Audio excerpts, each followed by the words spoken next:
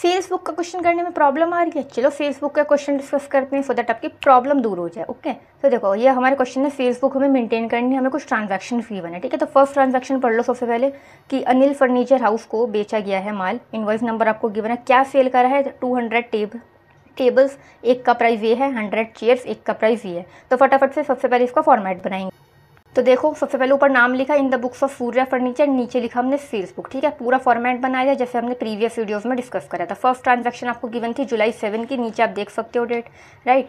तो देखो वही डेट मेंशन करी। अब देखो अनिल फर्नीचर हाउस, आपको बायर का नेम गिवन था वो लिखा, 200 टेबल्स इस प्राइस पे थी, 100 चेयर इस प्राइस पे थी, जो आपको क्वेश्चन में गिवन था वही चीज़ हमने लिखी, इनवॉइस नंबर मेंशन करा। अब देखो इन दोनों का मल्टीप्लाई करोगे इतना आएगा, डिटेल्स को कॉलम में लिखा, इन दोनों की मल्टीप्लिकेशन करोगे तो टोटल अमाउंट आएगा इतना, दोनों का आप ऐड करोगे।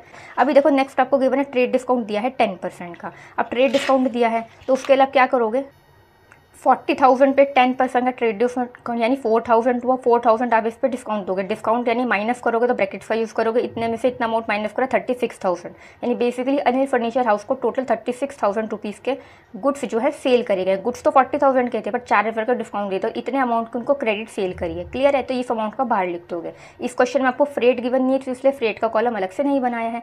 नेक्स्ट ट्रांजैक्शन देख लो, sold air conditioner to Ram of ₹12,000। अब आप देखो ये जो ट्रांजैक्शन है इसमें एयर कंडीशन बेचा गया और ऊपर आपको लिखा है गिवन है सूर्या फर्नीचर्स, यानी बेसिकली फर्नीचर में डीलिंग करें तो एसी बेचा गया, यानी बेसिकली एसिड। अब एसिड को सेल करना इस बुक में रिकॉर्ड नहीं हो। क्लियर है। थर्ड ट्रांजैक्शन देखो, sold to Rama furnitures, cash memo number देख।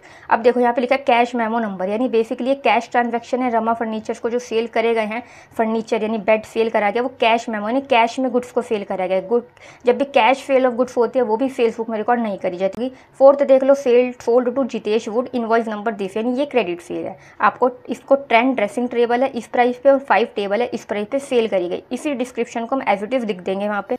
As you can see here Jitesh woods, buyer का नाम लिखा, दोनों गुड्स की डिस्क्रिप्शन लिख दी जो इसको सेल करें। इन दोनों की टोटलिंग करोगे आप इतना अमाउंट आएगा, टोटल करके इतना लिख दो। अब इसमें भी एज यूजुअल 10% ट्रेड डिस्काउंट है, 19,500 का 10% ट्रेड डिस्काउंट कितना हुआ 1,950, माइनस कर दोगे तो टोटल 17,550 अमाउंट रुपीज़ के जो गुड्स हैं उनको सेल करेंगे। दोनों साइड का टोटल करोगे, दोनों अमाउंट्स का टोटल इतने रुपीज़ का अमाउंट आया, यानी सेल्स अकाउंट लिख दोगे कि बेसिकली सेल्स अकाउंट यानी इतने अमाउंट की सेल करी गई है उधार पे।